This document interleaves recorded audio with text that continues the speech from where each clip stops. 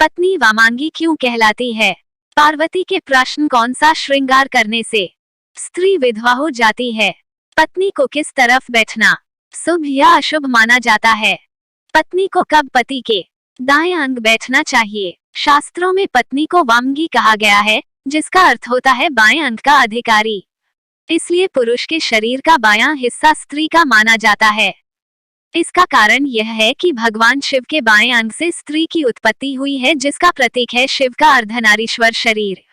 यही कारण है कि हस्तरेखा विज्ञान की कुछ पुस्तकों में पुरुष के दाएं हाथ से पुरुष की और बाएं हाथ से स्त्री की स्थिति देखने की बात कही गई है। शास्त्रों में कहा गया है कि स्त्री पुरुष की वामांगी होती है, इसलिए सोते समय और सभा में सिंदूरदान, द्विरागमन, आशीर्वाद ग्रहण करते समय और भोजन के समय स्त्री पति के बाईं ओर रहना चाहिए। इससे शुभ फल की प्राप्ति होती।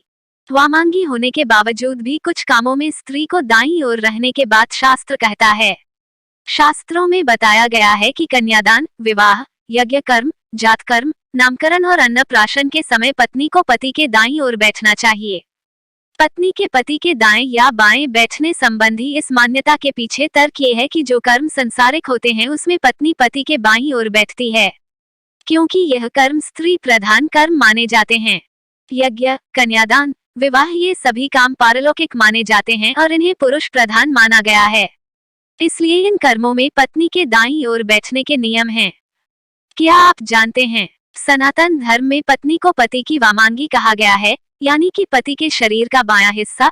इसके अलावा पत्नी को पति की अर्धांगिनी भी कहा जाता है, जिसका अर्थ है पत्नी पति के शरीर का आधा अंग होती है। दोनों शब्दों का सार एक ही है, जिसके अनुसार पत्नी के बिना पति अधूरा है।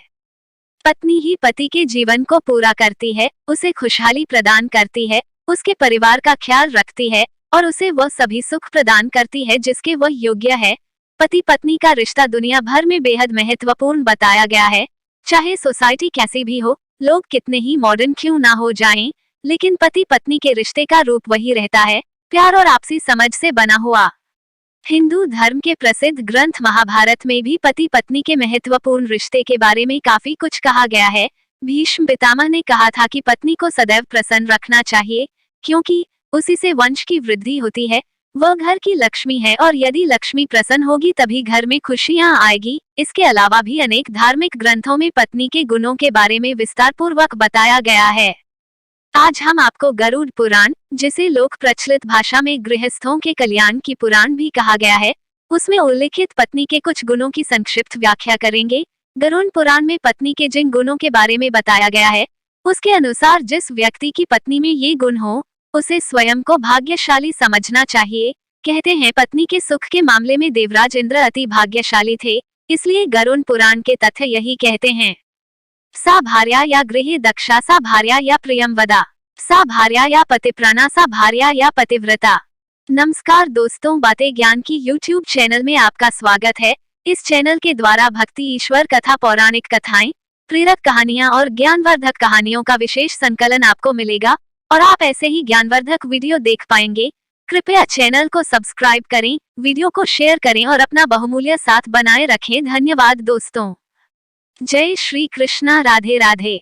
गरुड़ पुराण में पत्नी के गुणों को समझने वाला एक श्लोक मिलता है, यानी जो पत्नी गृह कार्य में दक्ष है, जो प्रियवादिनी है, जिसके पति ही प्राण है और जो पतिप्रायणा है, वास्तव में वही पत्नी है। गृह कार्य में दक्ष से तात्पर्य है वो पत्नी जो घर के काम काज संभालने वाली हो, घर के सदस्यों का आदर सम्मान करती हो, बड़े से लेकर छोटों का भी ख्याल रखती हो। जो पत्नी घर के सभी कार्य जैसे भोजन बनाना, साफ सफाई करना, घर को सजाना, कपड़े बर्तन आदि साफ करना, ये कार्य करती हो, वो एक गुणी पत्नी कहलाती है। इसके अलावा बच्चों की जिम्मेदारी ठीक से निभाना, घर आए अतिथियों का मान सम्मान करना, कम संसाधनों में भी गृहस्थी को अच्छे से चलाने वाली पत्नी गरुड़ पुराण के अनुसार गुणी कहलाती है। ऐसी पत्नी हमेशा ही अपने पति की प्रिय होती है। प्रियवादिनी से तात्पर्य है मीठा बोलने वाली पत्नी। आज के जमाने में जहां स्वतंत्र स्वभाव और तेज तरार बोलने वाली पत्नियां भी है, जो नहीं जानती कि किस समय किससे कैसे बात करनी चाहिए, इसलिए गरुड़ पुराण में दिए गए निर्देशों के अनुसार अपने पति से सदैव संयमित भाषा में बात करने वाली, धीरे धीरे व प्रेमपूर्वक बोलने वाली पत्नी ही गुणी पत्नी होती है।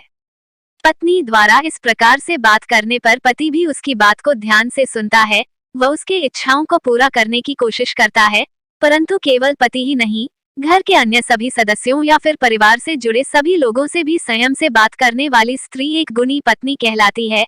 ऐसी स्त्री जिस घर में हो वहाँ कलह और दुर्भाग्य कभी नहीं आता।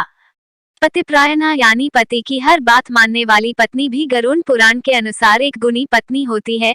जो पत्नी अपने पति को ही सब कुछ मानती हो, उसे देवता के समान मानती हो तथा कभी भी अपने पति के बारे में बुरा ना सोचती हो, वह पत्नी गुणी है।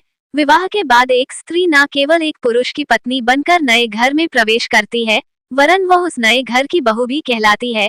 उस घर के लोगों और संस्कारों से उसका एक गहरा रिश्ता बन जाता है। इसलिए शादी के बाद नए लोगों से जुड़े रीति रिवाज को स्वीकारना ही स्त्री की जिम्मेदारी है। इसके अलावा एक पत्नी को एक विशेष प्रकार के धर्म का भी पालन करना होता है।